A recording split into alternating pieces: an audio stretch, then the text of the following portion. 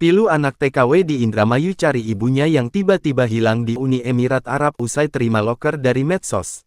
Surini 48, seorang TKW asal Desa Wanakaya, Kecamatan Haurgelis, Kabupaten Indramayu tiba-tiba hilang kontak di negara Uni Emirat Arab UEA. Kondisi ini membuat keluarganya di kampung halaman khawatir.